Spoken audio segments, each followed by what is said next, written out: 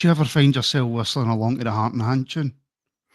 Not so much these days, no. And then on the site we use like real music. We have a PRS license before anybody complains about that. We don't use them unauthorized. But so the Heart and Hand tune's only really on the main shows, the free ones. But so I kind of tend to change the music up. I don't let anyone else on the site pick music because they don't have as good music taste as I do, quite simply. Which is your right as well. Absolutely. I pay for it. So, no, I do like your theme tune. I think it's very good. Yeah, but like after about 2,000 shows, it tends to. Yeah. You know, and then the problem is, see if I change it, everybody complains if I change it. Well, that's, I mean, you know, after a while you get recognition. So, I mean, that's kind of what you want. But no, I as I say, I tend to on the site anyway change music a bit. Like the Daily Show's got a different song every day, and you can use ones that are sometimes, you know, that fit whatever's happening that particular day. So, for instance, today I used "Hey Joe." What tune? By Jimi Hendrix. Yeah, it's a good tune. But yeah, so I can't afford a PRS license quite yet. They're not too. It was just basically, see, when I started Heart and Hand, I knew I'd have to be absolutely, you know, clean as everything. So my tax is always paid up, you know, the way it should be. And we've got a PRS license and everything, just basically because, you know, there are some people on the internet who will try and get you into trouble. So, yep. I try and make sure. I'm not saying I'll always manage it, but if anything I haven't done correctly is brought up to me, I will fix it very quickly. I had Daniel Gillespie on from the band Scaryvore, right? Yes, you know him.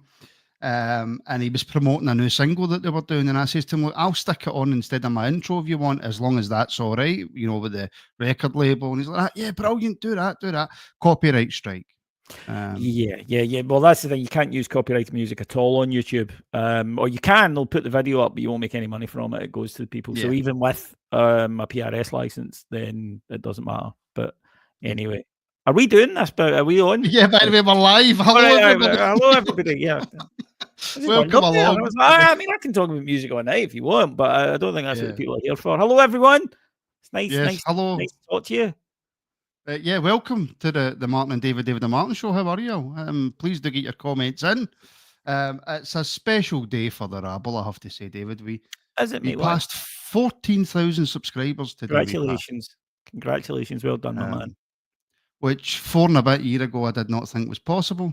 I don't think it's got really much to do with you in terms of the shows that we do. I think it's mostly me, but I'll give you a little bit of credit. No, I don't think I would agree with you on that one, and you should, you know, you deserve the credit on that one. So no, congratulations, well done. Thank you very much. Anyway, let's talk Rangers, shall we?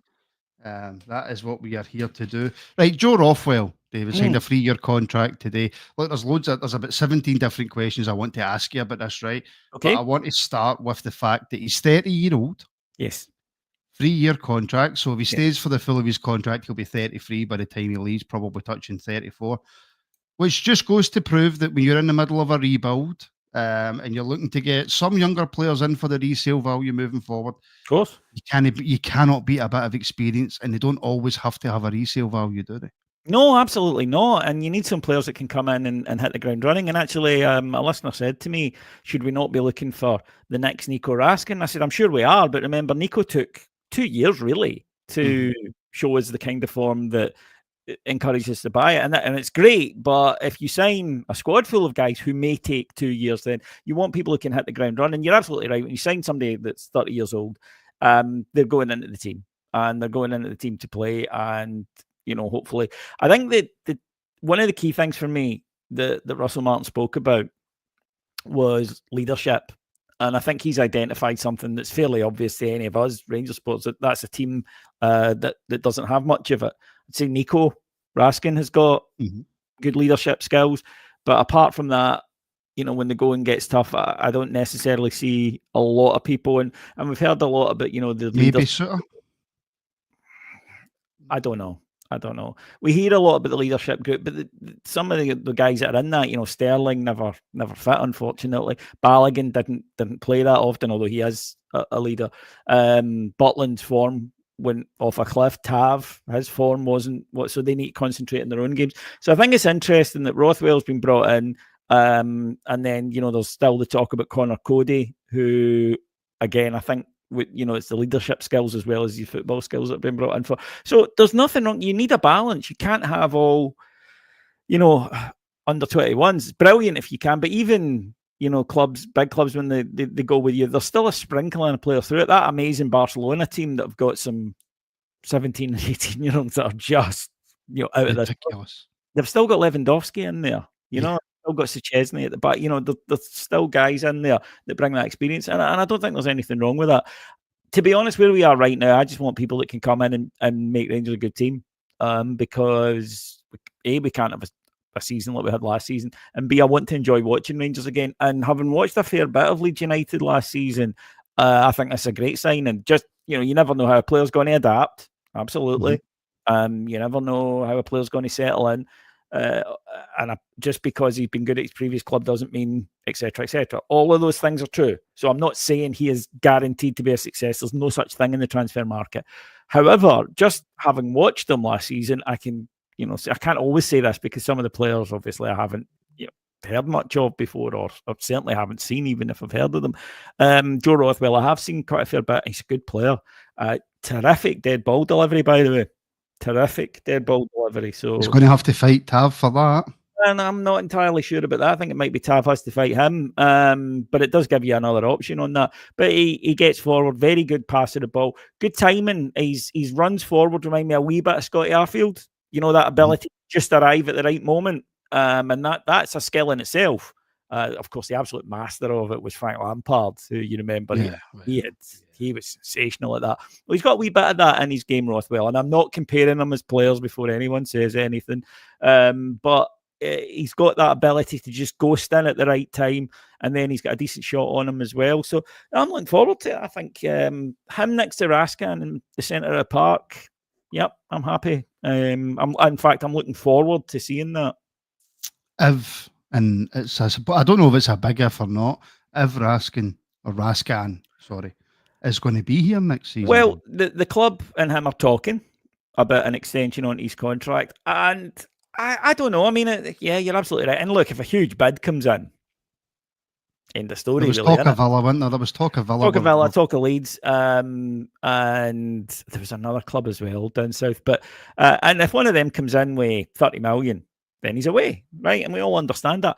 But if he's quite happy to stay, and I think he could be, because he's just broke into the Belgium side, and they've got the World Cup next year, and he clearly would want to play in that. Now, he's going to play every week and be a key player at Rangers. That's a fact. Whereas if he maybe goes down south, even at that money, you're not guaranteed a place in an EPL side for that money. And then you've got to adapt to the league. You've got to adapt to your teammates. Does he risk that? Or does he stay another year at Rangers? And, and maybe thinks, well, after the World Cup, I might be even, to get a club the next rung up as well. So I just think maybe this could work out as fortuitous timing for us, and we get another year out of him. I certainly don't see him being here next year one way or another, or the year after this. I understand all that, right? But like you say, if a big bid comes in for Raskin, and just if Villa offer 25-30 million, right, Rangers are going to accept, of course they are, but it doesn't necessarily mean that Raskin's going to accept the contract, like you say, that Villa offer, because he might be looking further into the future. But as we know, with 99.9% of players, money talks. Oh, absolutely. And listen, as I say, if a club comes, a big league club comes in for him offering 3 times what he's on at Rangers, I will say that if he signs an extension, he'll get a bump. He'll not be on the same money as he's on now. He'll be paid as a player rated at that amount of money. But I just think, under normal circumstances, if say next year was the World Cup year, wasn't the World Cup year, sorry, he might not. But I can just see him going, do you know what? I'm settled here. I'm playing the best football of my career. I like it here. The fans like me. I'm going to be given. I mean, there's a real chance, I think, that he could end up being the on-field captain next season. I think that I don't see Tav playing every week or close to it. They haven't brought in Max Aarons to sit in the stand, have they? So I think that they'll keep him as club captain. You know that things that clubs do. But on field will be Nico. So I think he might just look at that. And look, I could be totally wrong, and a bid can come in tomorrow because we see that the 49ers and Cavan, but certainly the 49ers at Leeds as well. The way they do business is nothing, silence happens. So it could happen, but I've gone from thinking towards the end of last season that he was definitely away to thinking there's a decent chance that he'll be lining up for his next season. I was 100% convinced that there's no way we keep a hold of him. Absolutely no way. And I think, obviously, I think the takeover has effectively changed absolutely everything about the football club. I don't think it can be understated how much it's changed. I think we've still got that old board in there. World Cup year or not, Raskin's gone. Right? I 100% think that. But Brian's asking, do you like the fact that signings are literally coming out of nowhere again? Yes, I do. And that might seem a bit odd because obviously we do content. And you would think that we would be, oh no, we want loads of rumours and stuff. But I don't really like rumours. And I mentioned this before, and people who listen to Heart and Hand will know this. I don't try and scoop. I don't go, oh, I've heard this, because things change so much. And sometimes you can be told something by someone at the club in good faith, and it turns out not to be true. Not because they're lying to you, but just something has changed between them telling you. And so I tend to now just go, do you know what? Because I dipped my toes in it previously. Because, we hear things, right? And agents get in touch with us and stuff. And players even sometimes say stuff to us. And I was putting out what I heard, and people were just, they weren't maybe accepting if something didn't happen. Yeah. And of course, so I thought, do you know what? I'll just go back to waiting for someone to scarf above his head. Doesn't mean I don't enjoy talking about a juicy rumour. I'm a fan, of course I do.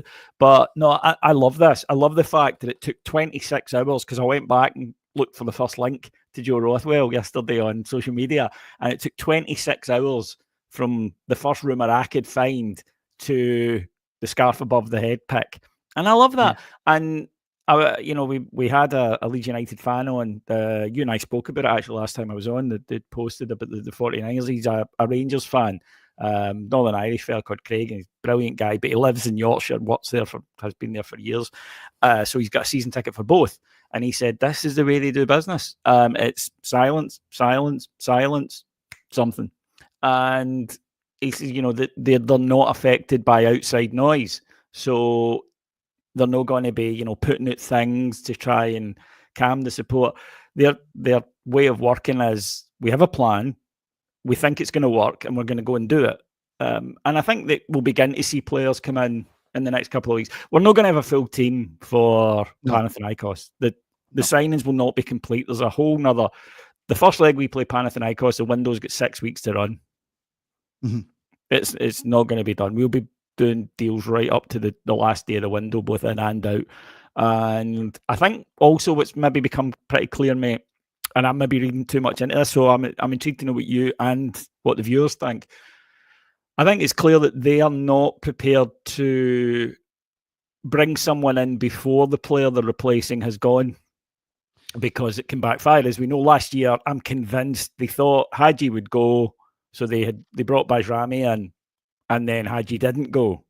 And we were stuck with Hadji, Bajrami, and Tom Lawrence, 3 players for one position.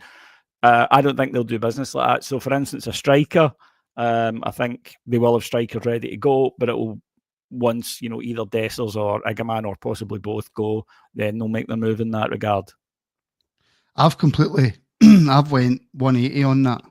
I remember years ago I said I've went 360, which means you've come right back. It's back to the same place, yeah, but I've went a 180 on that. I said a couple of weeks ago, or last week, or I said it, right, that I don't think this board will not sign players depending on whether we sell or not. And what I meant by that was, the board know that we need an upgraded squad.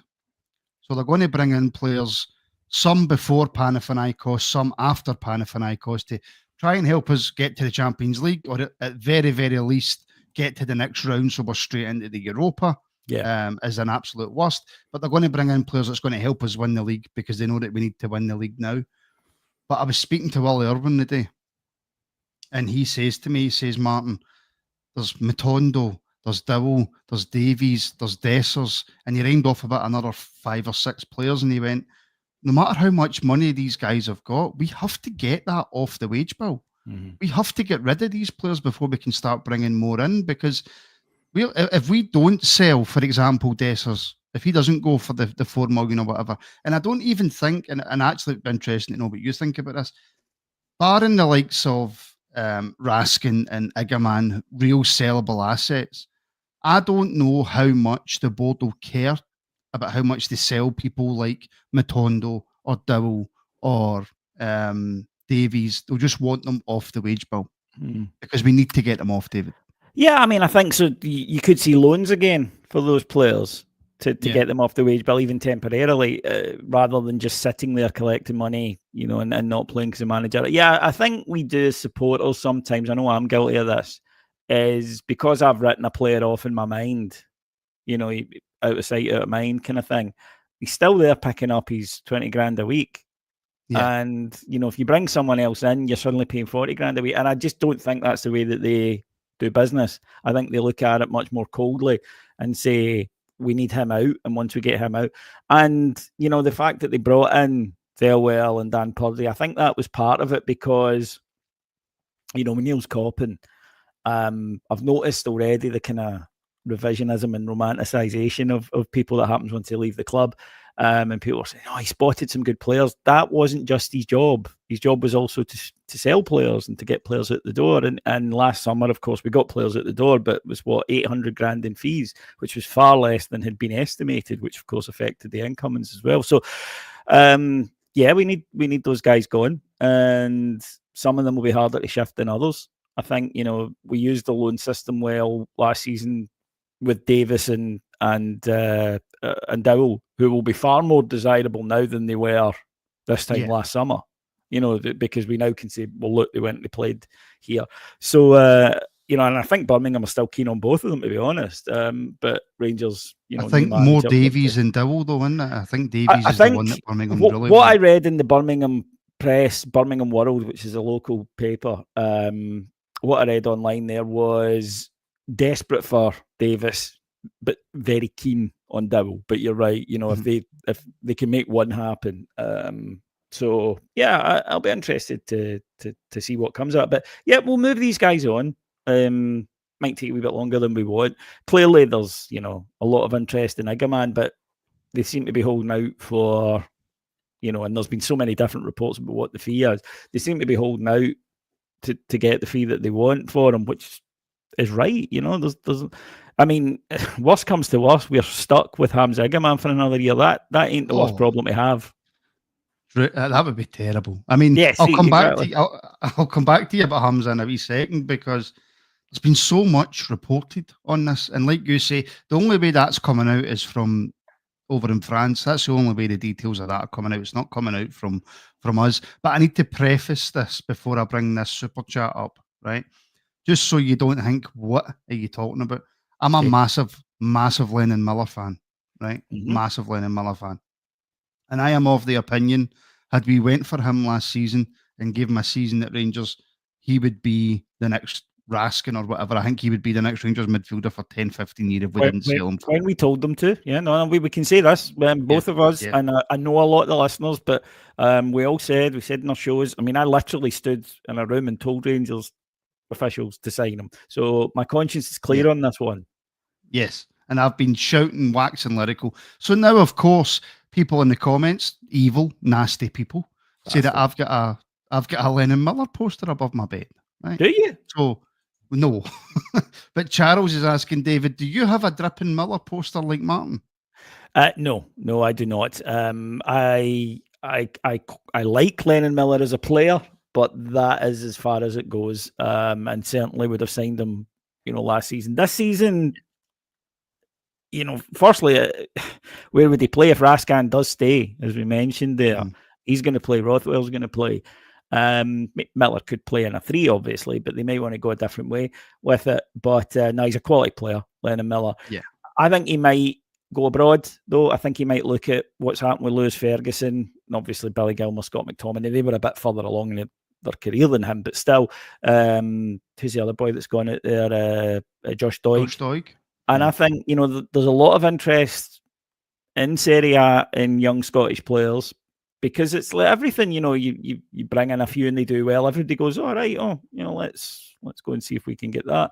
I think you've seen it in Scotland over the last couple of years with a number of Japanese players coming in and Korean players coming in, and that's clearly on the back of some success that Celtic had with them. So, yeah, he's a good player, but no, I don't. The only portrait I have, literally portrait, is of Sir Brian of Loudrup, which I bought at a dinner one night, and it's the Loudrup dinner actually that was on a couple of years ago at the hotel. They were selling this. It's like a 5-foot painting of him, and they said anyone who buys this, come up and Brian will sign it for you. So I was like, I'm having that. So yeah, bought it, and I got home with it. And my wife, this is what I love about my wife, she just went, no bother, and so did she not even ask you how much you paid for it? No, because it works both ways. She'll come in with some antique or something and go, what do you think? And I'm like, I just don't want to know how much you paid for that. But so yeah, I'll see if I can. There he is. Can you see him? Jeez, that's some size. Yeah, signed by Sir Brian himself. So yeah. Well, I might be able to go one better than you. It's not as big as that. Can someone paint him a Lennon Miller picture, folks? Can someone paint Martin a Lennon Miller picture? I've got, if the camera focuses, I've got Sir Walter and Davy Cooper. Nothing wrong with that. That's two very good choices, my man. Two very good and John choices. Brown. But do you know what the funny thing about the John Brown picture is? I'm pretty sure we're conceding a goal in it against Dundee United. All right, show me it afterwards, because I might be able to help you with that one. I'm pretty sure. Just spent a week with Bomber and Big Mark Haley over at Narsa a couple of weeks ago, which was fun. Some of Bomber's stories, as anyone who's at Narsa will be able to tell you, he's just hilarious. And he's like, in another life, he could have been a comedian, because his timing is absolutely spot on. It's not just that the stories are funny, the way he tells them is very funny. So, good stuff. But he's also got that, is he joking? Is he not joking? Him, where you're like that, am I going to get my head kicked in? Or there's an air of, yes, there is an air of menace there. There's no doubt about that. I wouldn't get on the wrong side of him, put it that way. No. David, why do we keep getting linked with left backs when we've already got two? Yeah, this is interesting. I mean, is there anyone watching that thinks that we're going to keep Ridvan Yilmaz? Other than that we have to, because I don't think there's much support. Will Sunday be telling for that? Will Sunday be telling if he's in the squad or not? No, because it'll be who's there. That this is something that the squad will be who's. Remember, most of the squad have only been there for a week because of the internationals. So no, I wouldn't read any. I remember a couple of years ago, Stephen Kelly played in like 3 friendlies and then went off. So no, managers, they do use them for fitness. That's the thing. They do use them for fitness. And everybody gets a go, and unless you're in the bomb squad, but I don't think Yilmaz would be in that position. But I think we're going to sell him. I absolutely do. So therefore, we're going to need at least one other left back. So yeah, that's why I think we're getting linked with people in a lot of positions, to be honest, at the moment. But no, Wilf's right. Wilf says that there's been a lot of Ridvan rumours since he signed, but he's still here now because Rangers haven't wanted to let him go. Yeah, that's the difference, right? That's why he's here. I think it would change if Rangers did want to let him go, and obviously price. Clearly, if Rangers value him at something that nobody will pay, then he's going to stay as well. But I don't know. I just don't see Martin. I don't know. The way he's played football in the past, Ridvan's use of the ball isn't good enough. It's injuries as well. It's injuries. Well, yeah, I mean, over and above, you're right. Even if he was a great player, he's, what is it they say? The best ability is availability. But even on top of that, his passing isn't good enough. And the thing with Ridvan is last season, he'd have 3 or 4 games where he was howling, and I mean really bad. Remember that game at Dundee where he couldn't do anything. And then he'll be brilliant. Usually in a big game, remember Spurs, he was sensational. Celtic a couple of times, he was brilliant. And you go, all right, okay, that's him coming back to form. Then he would be howling for 3 or 4 games. And, Russell Martin's watched every one of our games from last season. The poor bastard. We had to, but Russell Martin's watched every game for last season. So he'll be aware of all the individual quirks of the players. And I don't know, I just don't see him being his type of player. But yeah, again, I don't think a left back will come in until he goes. Or one of them goes, I might be totally wrong and they keep Ridvan, it's Jefte that goes. But no, we'll see. I'd be massively surprised if we let Jefte go. What's your thoughts on Jefte, right? And right, so I get asked this, people complaining about his final ball and whatever. And again, I could be completely wrong, but see, when I watch Jefte, I think, boy, there's a player there, by the way. There's an absolute player in there. And I think he got far too many minutes last season. Yeah, I don't think that's he got fair. rested when he should have.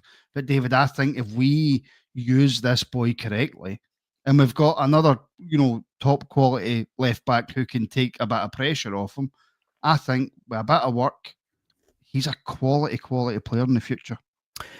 I think that at the moment, Jefte is what I would call an anagram of a footballer, in that all the parts are there. We just need someone to come along and put them all together. And I think that's something. Yeah, I totally agree on your point, by the way. I could not agree more. He was overused last season. A few of our young lads were overused last season. Mm-hmm. And I think Russell Martin actually referred to this in one of his interviews, that there are good players in there, but they get forced to play more than they should have been. And again, they didn't have, experienced pros next to them. Jefte, Barron's another one I would maybe put in that sentence. But there are attributes there. It's whether or not someone can help him put them all together and display them consistently. But it was his first year, in Scotland. He has played a lot. I'd like to think he'll be stronger for it.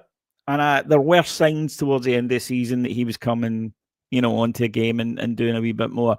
And it's not unreasonable to expect that a player at that age will be better each year. Yes. That shouldn't be your final level at 21, 22. You should be still improving. So I think there's enough there for a manager to work on, especially a manager who's a coach as well, like Russell Martin is, who likes to, and what I don't think we were strong at was, in a good team, what you do is you maximize the players' strengths and you minimize their deficiencies, and you make a system and a way of playing that does both of those things. Rangers didn't do that last season, and far too often, for example, on the right, Tavernier was exposed, lack of pace, couldn't get back, but we didn't have anyone in there covering for him.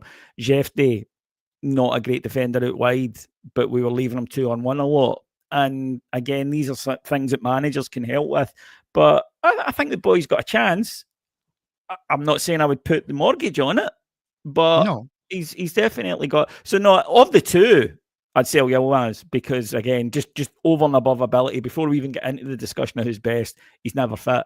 So yeah, I'd be moving him on as a gamble that didn't really pay off. Seeing what we can get in for him and on to the next one.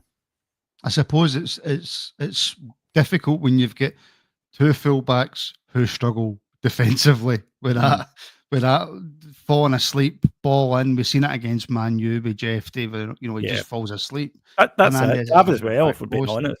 And Tav, anybody with a bit of pace, Tav is really, really struggling. What do you make? I hate having this conversation, because I said the other day, look, Tav has had his negatives, but he's also had some extremely phenomenal positives for the football club. The amount of goals that he scored, David, top goal scorer in the Europa League, a consistent penalty taker, which people can laugh at all they want, but it takes balls to stand up and take so many penalties.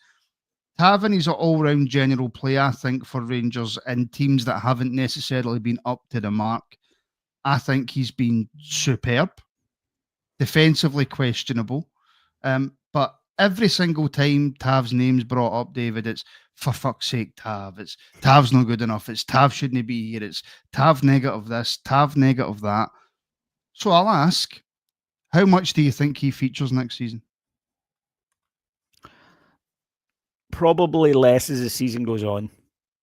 If I'm being totally honest there. I don't, as I say, you don't bring in a player like Aarons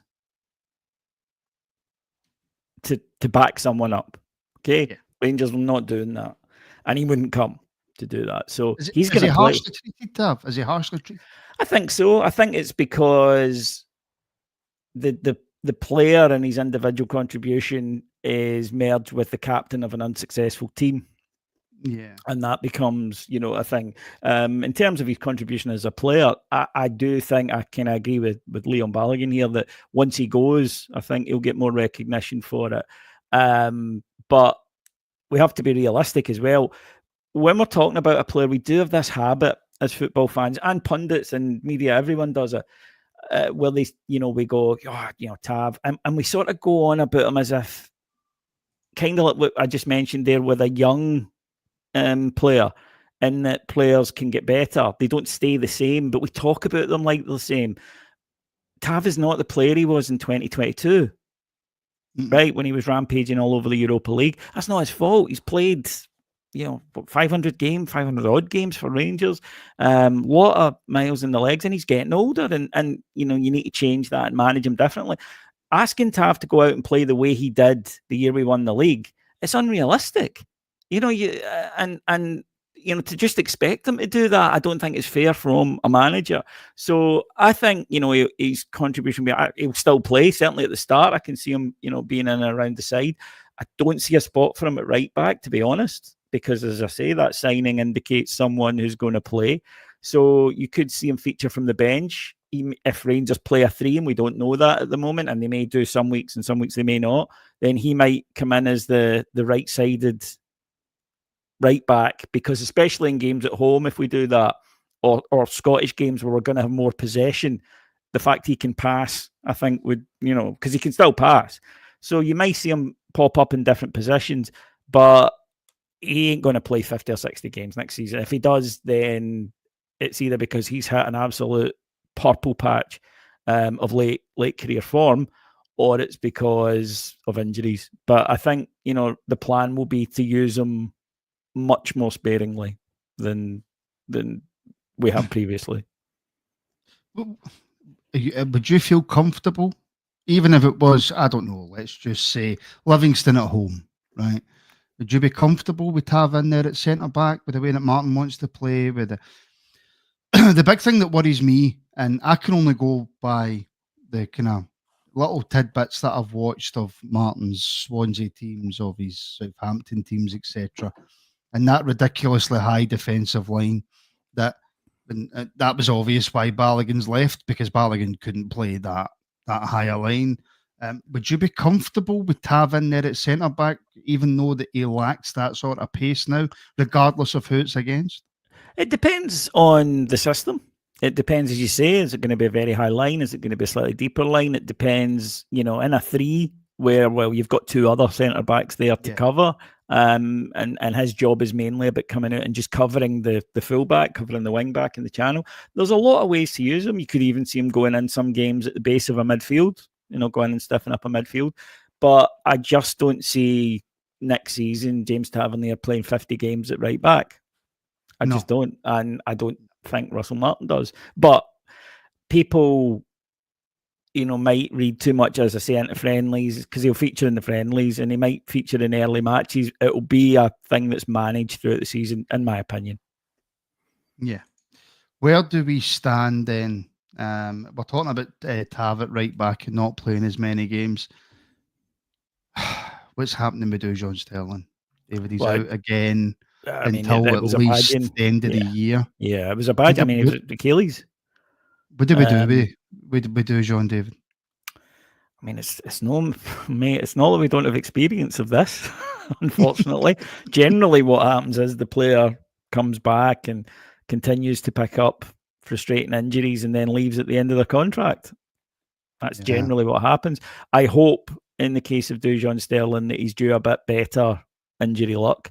This wasn't a niggling one. This is a right badging that any footballer who suffers can suffer this. And this one, it's your Achilles going is horrible because it's a 9-monther straight away. Anyone who's actually had it damaged their Achilles in real life will know this.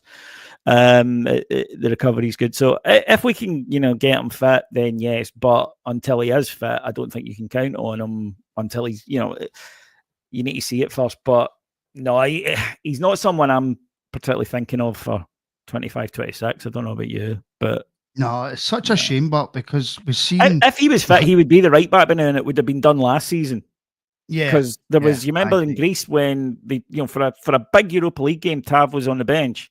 I think that was when Rangers were moving to make that change, but then he got injured again, and Tav had to come back in. So, as I say, but Rangers, with the first two signings after Lyle Cameron, obviously, first two signings in the Martin era, you've brought in a right back who'll be on good money. I know it's a loan, but we'll still be paying a good chunk of it. Who's a first choice right back, and you've brought in a set piece taker. Yeah. Yeah. Well, true. Actually, I never thought about it that way. I said, aye, and a right back. I suppose that maybe says it. I don't think Tav will make that much of a fuss, to be honest, if he doesn't play. No, he's a model. That many games. He's never. No, he will never. James Tavernier has never caused us, off the field a moment's bother. He never will. I think this is going to be his last season, right? I think. Everyone knows that, and he'll have his testimonial at the end of it. But yeah, I just don't, think that he would even dream of that. I think he also is the type of guy, in my opinion, who would be helping you guys and advising them and stuff. And he wants Rangers to do well and to succeed. So, let's hope if it is his last year, he finishes off with waving big shiny trophy at us in the last day of the league season. That would be lovely. There's a place in Lark Hall, right, called Antrim Lane. Yes, and my best mate used to live there, and he pointed out that the anagram of Antrim is Martin. It is, yes. Yes, I never knew this. I never figured this out, and I don't know why. But you mentioned anagrams, and it was like it's been buzzing in your head for 15 minutes. Yeah, nobody wants to concentrate. Well, down here in Ayrshire, because back in the certainly post-war 50s and 60s, the councils down here were always Labour and contained your firebrand socialist types back then. There's a street in Kilwinning where I live called, I don't live in the street, but I know of it, called Gagarin Terrace. That's named after the first Soviet cosmonaut, Yuri Gagarin, that went into space. So, I mean, because I was always like, that can't be that. And, I went back and had a look at it, and it was named in honour of, and there's a place not far from here, it's like a wee hamlet called Moscow. Well, it's called Moscow, but everyone in Ayrshire, of course, pronounced it Moscow. It's just a tiny wee place, and it was because, communist councils back in the 50s and 60s. So, I mean, these were like your proper kind of trade unionist, Yeah, that kind of thing. So I just like to think that when Yuri Gagarin was stood there, on the walkway, getting ready to go up with all the danger that he faced, I hope someone said to him, "Get this right, and we'll name a street in Kilwinning after you." Yes, because that surely would have been enough incentive. Well, I mean, one day they might name a street in Kilwinning after you. They fucking should. And then, do they know who you are? Absolutely. I'm still sitting here. I went through the latest honours list. I'm not on it again. No. Who do you need to sleep with to get on that? I voted for you. Honestly, mate, it's all politics. It's all politics. It's very much politics. Something I cannot stand anymore as I'm getting older. What's Sir David Beckham got that I have? Oh, all right. Oh, yeah. I see it now. Okay, as you will. Yes. The only thing that, like, see when you like people like Beckham, right, and Brad Pitt and Jake Gyllenhaal, right? These people that are born with that just naturally beautiful face. Mm. You know what I mean? That's the only thing that keeps me going at night, is thinking that, like that. The only thing that keeps me going. Anyway, we'll finish up on, you looking forward to Sunday? Rangers are back. Yeah, I mean, it feels quick, doesn't it? Is it just me? No, it's just you. All right. Honestly, it feels like I've not seen Rangers for years. Oh, it feels quick to me. Yeah, it'll be interesting to see because, Bruges aren't going to be that far along in their preparations either. Rangers are, as I say, 1 week or 2 weeks at best into theirs, depending on who the players are. So, sorry, I've just seen a comment there that popped up. It says, Martin ignores us when he's talking to David. He's just being polite. You should... I'm genuinely embarrassed by them. That's why I don't. But, so,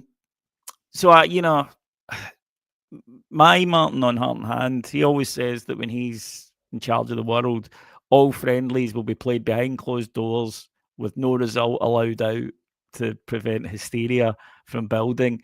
And, I'm kind of torn between the two. If I'm being honest, I'm not too worried, believe it or not, about results. Obviously, I don't want us to lose, and I don't want certainly to get tanned. But in a preseason, I'm much more about the performance, and certainly it's about, if we play Bruges and, we get beat 3-2 with a couple of mistakes, but we've played really well, I think that's a positive. If we win 1-0 but we're hopeless, then I don't think that's that big a positive, to be honest. So for me, it is about performance more than result of the weekend. But you'd like to think that if performance goes well, the result will go well as well. But it'd be interesting to see. There's obviously going to be, not that many new faces. I'd like to think we don't need to go through this pantomime that we went under, with Clement when we sign a new player, and it was like, oh, he'll need about 6 months before he's, he's built his IKEA furniture and all that stuff. That's his job. He's at his work. It's a friendly. Give him half an hour. And I just think it gives fans a boost to see new players in action. So look, I love going to Ibrox. I never lose that thrill. Second that I turn, the way I come up, turn on Helen Street and it's there, still gives me a thrill. So I'm very much looking forward to that. And it's always good, see my pals and everything. So there's that as well. But I've got a bit of a buzz for the season, and a few new signings will hopefully give us a wee bit of a charge and gives a bit of excitement going into the season. But again, you mentioned it earlier, it's all roads lead to Motherwell and to Panathinaikos. That's what we're building for. So, like I say, this weekend, hoping to see some decent performances, more so than worry about the result the way I would if it was a competitive match. And yeah, be interesting to see if Russell Martin wears a suit, because he's never been a suit manager. No, and he did wear a suit, didn't he? And he wore the black and white trainers that everybody in the media seems to wear now. I have an exclusive on that, though. We had a chat to him afterwards that was off the record, but I'm sure they'll forgive me for this one. That was the only shoes he had with him. Right, that it wasn't, and the everything was only signed off late the night before, and then the decision made to do it the next morning, because it would leak otherwise, He said so he didn't have time to go home and get his shoes. So he goes, I can't believe how many people noticed that. I said, welcome to Rangers. Well, nobody at the club could have went out and bought me a nice pair of brown brogues. You know what I mean? The Rangers, the policy, this is weird, everyone considers the brown brogues, but Rangers for years had a policy, I think it was Dave King that put it in place, that club employees with their suit had to wear black shoes. Oh, I didn't know that. No, I think it may still be in place, but it was for years. So brown brogues were out of the question. It was you had to wear black shoes with your club suit. But no, I mean, in a friendly, he can get away with it. He can wear what he likes, but you know my views on this. I am an old school. I don't care if people can call me a boomer or a dad. I don't care. Rangers manager should wear a suit. You're at your work, right? You see these managers standing there in, a tracksuit, and I'm like, you're not out for a game of pool, right? You're at your work. Wear a suit. I can remember the very, very, very first time I ever done any sort of press at Ibrox, right? I was like a fish out of water. I didn't know where to go. I didn't know what to do. And I sauntered up onto the press gantry, clocked you, and went, all right, David, how you doing? Turned round, head to toe Armani. I'm standing there with the Primark jeans and like the £4 t-shirt. Nothing wrong with that. I'm so out of No. It goes to show you should look good wherever you go. You never feel like that. In my case, as I've said before, whenever people go at me about my clothes, there's two reasons. One, I don't. I waste money on clothes, right? I don't drink. I don't, socialize much or anything. So that's my, thing. And the other thing is I'm trying to deflect attention away from how I look. So, that's difficult. Yeah, that's why, that's why I loved COVID and the mask. And I know people are like, oh, it's an insult to my freedoms. I was like, great, because with a hat and a mask, you couldn't see much of this, somewhat less than pleasant physog to get to. But no, listen, and I will have the listeners know that I helped you that day. So don't give us it that you didn't know what to do. I was like, you come on, sit here, do this, you go down there. Because the listeners were like, oh, what a bastard that Edgar is. His mate came in and he was like, fuck you, right? No, I'm not telling you where the toilets are. Piss yourself. I didn't do that. I promise. No. You were very I'm not that type of guy. And I wouldn't want someone to pee themselves and sit next to me. It would be a long 90 minutes. But I have got so many jokes that unfortunately cannot be aired. Yeah. But we shall leave it there. Yes. Well, do you know what, Sniper? You bring it on yourselves, right? You are evil to me. Charles, there's a watch along on Sunday. Get it up, you. Right, that's just a nice wee running joke between me and Charles. I don't like him, David. He's a member, right? And he pays his money. I don't like him, fucking hell. And he's a knob. He's an absolute knob of a man. Right? You and me need to have a chat about customer service, my man. Right? I've sacked my HR sacked that off, and I'm going full psycho, absolute full psycho, full Ryanair. Yes. Oh, yes. Well, maybe a different airline, but yeah, kind of. Maybe EasyJet. Folks, listen, that will do us for tonight, or this morning, or this afternoon, depending on when you listen back. By the way, hello to everybody on Heart and Hand. I don't say it enough, but hello. Yes, exactly. I mean, you'll be on the site soon, so yeah, correct. Yes. My fame just stretches to places unknown, so it does. But David, thank you very much. Oh, it's a pleasure as always, mate. So we are back. Oh, wait a minute. Tomorrow, 10 a.m. What's coming up tomorrow, David, on Heart and Hand? Tonight, actually, posted an old show called Murray and Me, which I listened to first did 6 years ago, which is about David Murray and his time running Rangers and my experiences and sort of insights that I gleaned from him, just because he's back in the news.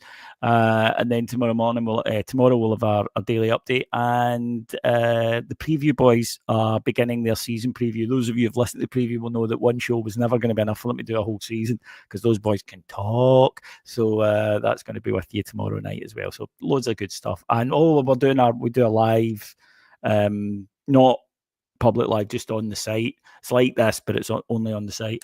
Our EPL show, where we do our end of season stuff and announce the winner of our predictor league in the EPL, who walks away with 150 notes and 75 for the runner up, I think.